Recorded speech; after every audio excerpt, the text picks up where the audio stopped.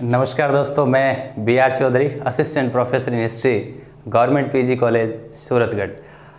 हम पढ़ रहे थे प्राचीन भारत का इतिहास, और प्राचीन भारत के इतिहास में मौर्य काल का ये तीसरा वीडियो है, जिसमें हम आज पढ़ेंगे अशोक के बारे में पूरा डिटेल से। तो चलिए शुरू करते हैं। अशोक, देखिए अशोक को पढ़ने के लिए हमने इसको 6 भागों में बांटा है। अशोक के बारे में सबसे पहले पढ़ेंगे अशोक का सामान्य परिचय, फिर पढ़ेंगे अशोक और अशोक का धम्म, फिर पढ़ेंगे अशोक और उसका बौद्ध धर्म से जो रिलेशन था वो, फिर अशोक के अभिलेख, फिर अशोक के बारे में कुछ फैक्ट्स है जो इन में नहीं आता वो, और उसके बाद अशोक के उत्तराधिकारी। तो 6 पॉइंट्स के अंदर अपन इसको डिस्कस करेंगे, वर्गीकरण की है ताकि बेहतर ढंग से हमें याद हो सके। तो चलिए शुरू करते हैं अशोक। तो देखिए अशोक 273 मैंने लिखा है, 273/269 से 232 BC। मतलब ये हुआ कि 273 के अंदर इनके पिता बिंदुसार की मृत्यु हो गई थी। फिर गृह युद्ध चला था 4 साल। गृह युद्ध के बाद ये 269 BC में गद्दी पर बैठे अशोक, और उसके बाद 232 BC में अशोक की मृत्यु हो जाती है। तो इसका मतलब ये इसलिए मैंने यहाँ लिखा है। चलिए शुरू करते हैं। सबसे पहले आइए अशोक के बारे में सामान्य परिचय। देखो, पिता का नाम था बिंदुसार और माता का नाम था सुभद्रांगी, और वो सुभद्रांगी वही सुभद्रांगी जैसे हमने महाजनपद काल में पढ़ा था, अंग जिसकी राजधानी चंपा थी, वर्तमान में बिहार स्टेट में पड़ता है। तो ये सुभद्रांगी अंग राज्य की राजकुमारी थी। तो याद रखिए, बिंदुसार इनके पिता का नाम है, प्लस सुभद्रांगी इनकी माता का नाम है, जो अंग की राजकुमारी थी, बराबर अशोक, मतलब उससे अशोक का जन्म हुआ।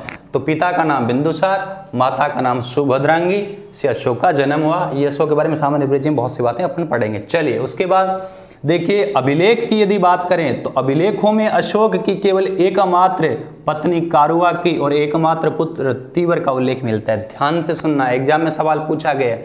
अभिलेखों में अशोक की केवल एक ही पत्नी का नाम मिलता है, कारुआ की एक ही पुत्र का नाम मिलता है, तीवर।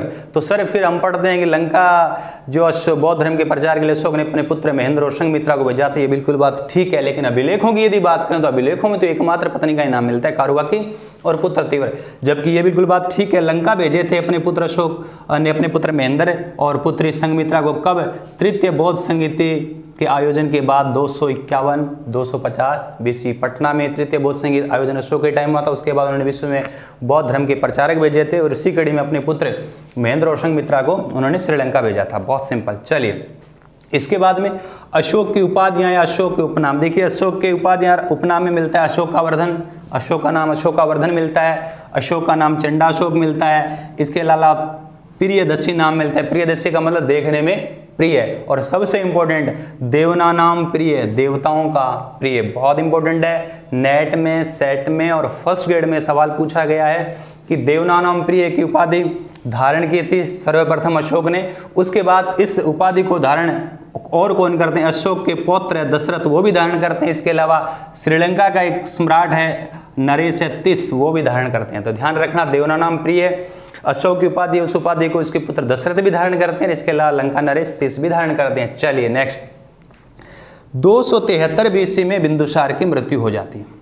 तो जैसे ही 273 में बिंदुसार की मृत्यु हो जाती है, उसके बाद कई पुत्र है इनके बिंदुसार के।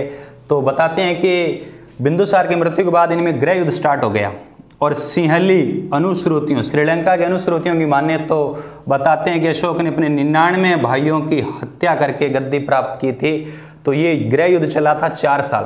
तो 73 के अंदर 4 जोड़ो तो कितने हो जाएंगे? 269। तो 269 में अशोक गद्दी पर बैठा था अपने 99 भाइयों की हत्या करके, और उस समय अशोक का सहयोग किया था राधागुप्त, जो बिंदुसार का PM था, बाद में अशोक का भी कुछ समय तक PM रहा। तो राधागुप्त की सहायता से अशोक 4 साल बाद, है ना, गृह युद्ध की समाप्ति के बाद 269 में गद्दी पर बैठा। फिर अशोक अपने राज्याभिषेक के 8 वर्ष बाद 9वें वर्ष 261 BC, बहुत फेमस है, अशोक ने कलिंग पर हमला बोल दिया। और कलिंग पर हमला बोलने का कौन से कारण थे? तो याद रखिए, कलिंग पर हमला करने के अशोक के कई कारण थे। एक तो कलिंग में घने जंगल थे और जंगलों में हाथी पाए जाते थे। मौर्य सेना का प्रमुख अंग था हाथी, तो हाथी पकड़ने के लिए। दूसरा, कलिंग के पास बंगाल की खाड़ी में उसका वो कोस्ट लगता था, तट लगता था, तो वहाँ अच्छे बंदरगाह आते थे। बंदरगाह प्लस हाथी प्राप्ति के लिए उन्होंने कलिंग पर हमला किया। इसका वर्णन मिलता है 13वें शिलालेख में अशोक के। और कलिंग युद्ध के बाद अशोक ने रणघोष की जगह धमघोष को अपना लिया। थोड़ा सा इधर मानचित्र में देख लो कि कलिंग वाला देखिए, ये मगध है, पूरे हिंदुस्तान पर इनका शासन था। लेकिन ये जो है ये वर्तमान में ओडिशा वाला इलाका, उसमें इसका नाम कलिंग था, है ना। यहाँ कलिंग का उसमें राजा था कोई नंदराज यहाँ का राजा था। तो इस कलिंग में इधर तो बंगाल की खाड़ी पड़ रही है, तो इधर अच्छे बंदरगाह थे और नदियाँ वदियाँ खूब थी, तो यहाँ घने जंगल थे, तो जंगलों में हाथी, और यहाँ बंगाल की खाड़ी पास में पड़ रही है तो बंदरगाह भी खूब थे। तो हाथी प्लस बंदरगाहों को प्राप्ति करने के लिए उन्होंने मगध से अशोक ने हमला किया था 261 BC, और उस समय वहाँ का राजा नंदराज था। इसका वर्णन अशोक के 13वें शिलालेख में मिलता है। इस युद्ध के बाद अशोक ने रणघोष की जगह धमघोष अपना लिया। बहुत सिंपल। और 232 ईसा पूर्व में अशोक की मृत्यु हो जाती है। बहुत सिंपल है। तो ब्रीफ के अंदर हमने इसका सामान्य परिचय पढ़ा। एक बात और याद रखना, अशोक पहले उज्जैन का क्या था, उपराजा था, गवर्नर था। ध्यान से सुनना, ये मध्य प्रदेश के अंदर ये जो उज्जैन है, उज्जैन अवंती अपने 16 महाजनपद में भी पढ़ा है। और पिछली बार जब इससे पहले जब बिंदुसार पढ़ा था तब पढ़ा था, बिंदुसार के समय अशोक उज्जैन का उपराजा या गवर्नर था। तो ये अशोक के बारे में सामान्य परिचय हो गया। बहुत सिंपल है। फिर बात करते हैं अशोक और अशोक का धम। ध्यान रखना, ये धर्म नहीं है, धम है। तो धम की यदि बात करते हैं तो बताते हैं कि देखो, सबसे पहले धम को समझिए क्या है। ये धर्म नहीं है, धम है।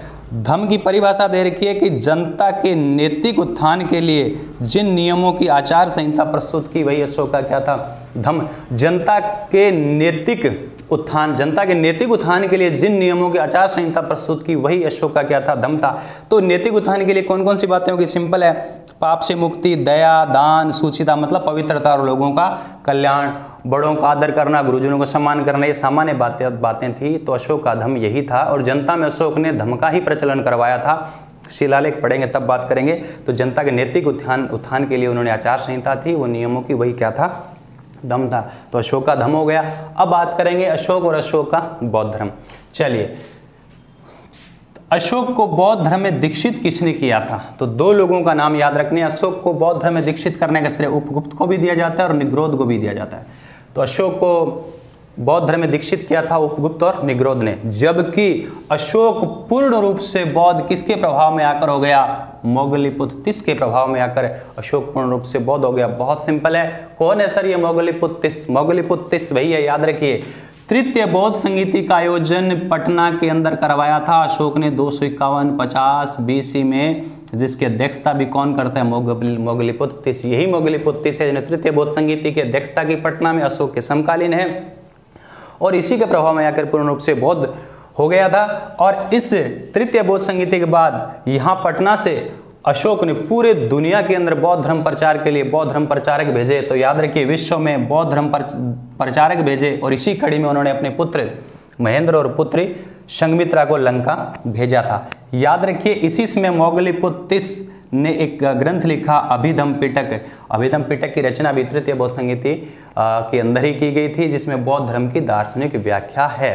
चलिए, अशोक बौद्ध धर्म का अनुयायी था, इसका प्रमाण कहाँ मिलता है? तो याद रख लीजिए, बाबरू शिलालेख। और बाबरू शिलालेख बैराठ जयपुर के अंदर है, जहाँ अशोक बौद्ध धर्म के त्रिरत्न बुद्ध, धम्म और संघ में आस्था व्यक्त करता है। ये अशोक के बौद्ध होने का अभिलेख्य प्रमाण है।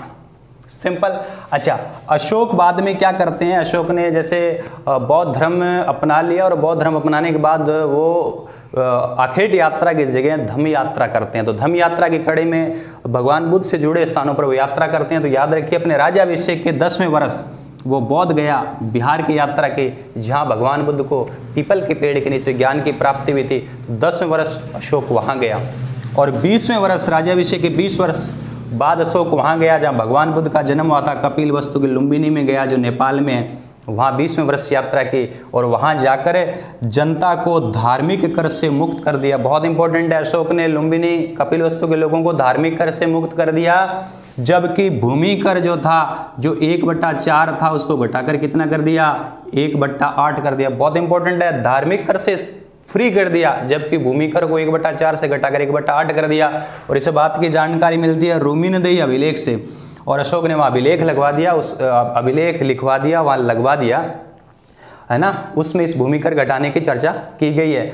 इसीलिए कहते हैं कि मौर्य काल में आर्थिक पक्ष पर प्रकाश डालने वाला एकमात्र अभिलेख कौन सा है? रोमिनदेही अभिलेख। बहुत सिंपल।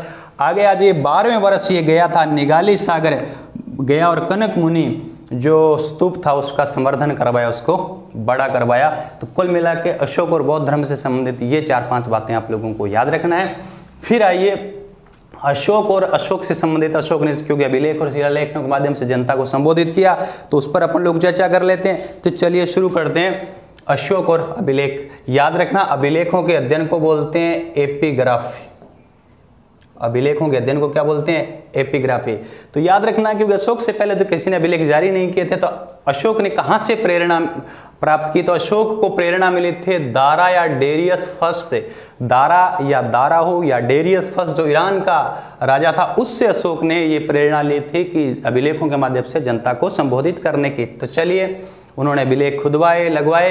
तो अभी अशोक के अभिलेखों को खोजा किसने था? तो याद रखिए, सबसे पहले खोज होती है पढ़ते बाद में, तो सबसे पहले खोजा था तो याद रखना टी फेंथेलर 1750 ईस्वी में अभिलेख को, अशोक के अभिलेखों को खोजा था टी फेंथेलर ने। याद रखना, चाय पीते पीते टी, चाय पीते पीते खोजा था, तो टी फेंथेलर ने 1750 में खोजा था। जबकि पढ़ा किसने था अशोक के अभिलेख को? सबसे पहले पढ़ा प्रिंसेप, जेम्स प्रिंसेप ने 1837 में पढ़ा। तो पढ़ा प्रिंसेप, खोजा चाय पीते पीते टी फेंथेलर। अच्छा, कुछ एक फैक्ट है याद रखिए। अशोक के शिलालेख कितने? 14। स्तंभलेख कितने? स्तंभ से 7, स्तंभलेख 7 है, शिलालेख 14 है, और लघु शिलालेख क्या है? 13 है। अच्छा, अब अपन बात करते हैं अशोक के शिलालेख के जो भाषा की बात करते हैं, तो अशोक के शिलालेखों की भाषा है प्राकृत भाषा है। और यदि लिपि की बात करें, ये सेकंड ग्रेड में पूछा गया सवाल है, अशोक के अभिलेख टोटल 4 लिपियों में है। तो याद रखिए कितनी लिपियों में है? 4 लिपियों में। कौन कौन सी है ये चारों लिपि? आपको याद रखने, यहाँ से फिक्स सवाल पूछा जाता है। देखिए, ब्रह्मी लिपि, बै से ब्रह्मी और बै से भारत। भारत के अंदर अशोक के जितने भी शिलालेख है वो ब्रह्मी लिपि में, सिंपल, भारत के अंदर।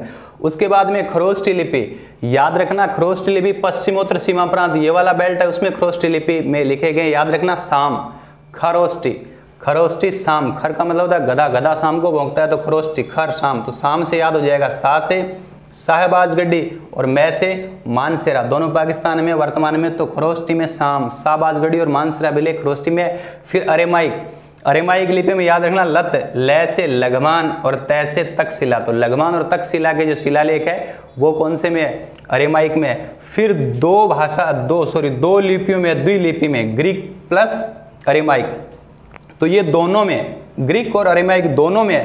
तो याद रखना, इधर देखो दुआ बन रहा है, ये देखो सर एक कुना, तो सर एक कुना का अभिलेख है वो लिपि में है, तो सर एक कुना, ये देखो दुआ बन रहा है, तो दोनों में कौन सा हो जाएगा? सर एक कुना। बहुत सिंपल है, ब्रह्मी, भारत, खरोष्टी, साम, शाहबाजगढ़ी और मानसेरा, अरेमाइक, लत, लघमान और तक्षशिला, ग्रीक और अरेमाइक दोनों में द्विभाषी में, तो सर एक कुना। तो ये अशोक के क्या हो गए? शिलालेखों के बारे में सामान्य जानकारी हो गई। अब सवाल एक आता है फिक्स, आरएस और नेट जैसे बड़े एग्जाम में फर्स्ट ग्रेड में सवाल पूछा जाता है। अशोक के 14 शिलालेख है, पहले में क्या है, दूसरे में क्या है, तीसरे में क्या है, चौथे में क्या है, 1 से लेकर 14 तक हमें कंठस्थ करना है। एग्जाम में बार बार सवाल पूछे जाते हैं, 2 मिनट के अंदर आपको याद हो जाएगा, जरा ध्यान से सुना। चलिए शुरू करते हैं। अशोक के टोटल कितना शिलालेख है? 14। ये देखिए टोटल शिलालेख कितने थे? 14। शुरू करते हैं। देखिए पहला, ये प्रथम है, पहला है, प्रथम या पहला, तो पै से पहला, प्रथम, पै से पशु बलि की निंदा, सिंपल, प्रथम पहला पशु बलि की निंदा। ये दूसरा है, दूसरे में चिकित्सा है, दूसरे ना दोनों की चिकित्सा है, पशु की भी और मानव की, तो दोनों की चिकित्सा को लेकर दूसरे में दोनों की चिकित्सा, सिंपल। तीसरा, अपन कहते हैं ज्यादा 3-5 ना कर, 3-5 ना कर, तो 3-5 याद रखिए। तीसरे में क्या हो जाएगा? राज्य अधिकारी प्रति 5 वर्ष बाद राज्य का क्या करेंगे? दौरा करेंगे, तो 3-5, 3 में क्या करेंगे? 5 वर्ष बाद दौरा करेंगे, ये बात लिखी हुई है। चौथे की नंबरिंग है डी, ABCD की नंबरिंग 4 है, डी से धम घोष, सिंपल। 5वां, भारत के अंदर संवैधानिक पदों पर नियुक्ति कितने साल के लिए होती है? 5 साल के लिए। तो 5वें में याद रखना नियुक्ति, किसकी नियुक्ति? धम महामात्रों की नियुक्ति। छठा, कोई मिलने के लिए पूछता, अपन कहते हैं 6 बजे के बाद आना, तो प्रतिवेदक है ना, याद रखना 6 बजे के बाद। तो प्रतिवेदक कब मिल सकते थे? 6 बजे के बाद। उसको ऐसे याद रखना, छठे में लिख रखा है कि अशोक ने कहा कि प्रतिवेदक मेरे से कभी भी मिल सकते हैं। याद रखना, छठे में प्रतिवेदक कभी मिल सकते हैं। सातवां से सहिष्णु था, सिंपल। प्रथम पशु बलि, दूसरे में दोनों की शिक्षा, तीसरे में 3 5 5 वर्ष बाद दोहरा करेंगे, चौथे में डी धमघोष, पांचवां नियुक्ति और छठा प्रतिवेदक कब मिल सकते हैं? सातवां सहिष्णु था। आठवां, 8 में ऐसे करो, ठाठ कब आएगा? जब यात्रा करेंगे ठाठ आएगा, है ना। नो नो नो नो, नहीं नहीं, निंदा, किसकी निंदा? समारोह की। 10 में डबल निंदा हो गई, किसकी? ख्याति और गौरव की। तो 9वें में निंदा समारोह की, 10वें में ख्याति और गौरव की। 11वां में देखो ऐसे है ना, 2 ऐसे है, इसको अलग अलग कर दिया, मतलब ये देखो 1 1 2 11, इसको खोल दिया, मतलब व्याख्या कर दी। तो 11वें में क्या है? धम की व्याख्या। 12वां, बाहर किसको नहीं जाना? स्त्री को बाहर नहीं जाना। किसको बाहर नहीं जाना? स्त्री को। तो याद रखिए, धम स्त्री धम मात्राओं की नियुक्ति। 13वां सबसे इंपॉर्टेंट, 13वां कलिंग युद्ध का वर्णन, ये तो इंपॉर्टेंट है ही है। इसके साथ याद रखना 5 विदेशी राज्यों का भी क्या दे रखा है? वर्णन दे रखा है। नेट में बार बार पूछा गया सवाल है। 13वें में क्या? 5 विदेशी राज्यों का वर्णन भी कौन से में है?